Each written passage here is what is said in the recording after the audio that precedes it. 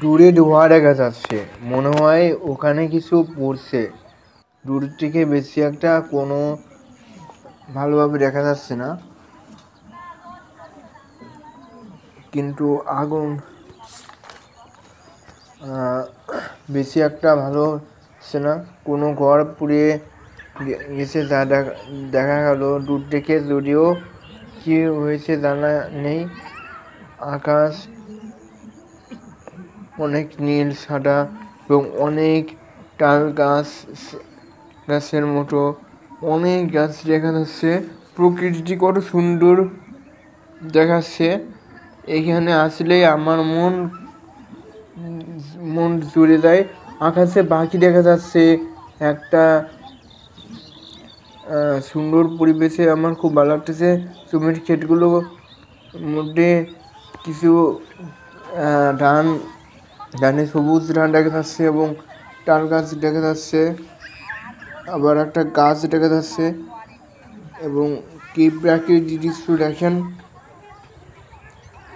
এখানে মনে হচ্ছে কোনো ঘর পড়ে যাচ্ছে।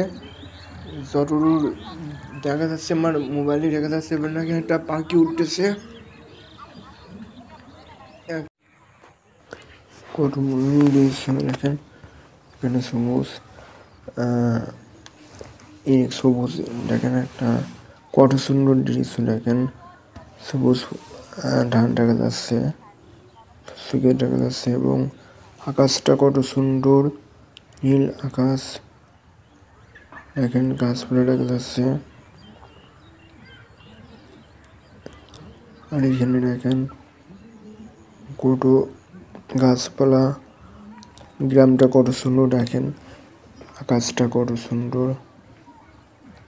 খুব সুন্দর আকাশ দেখেন।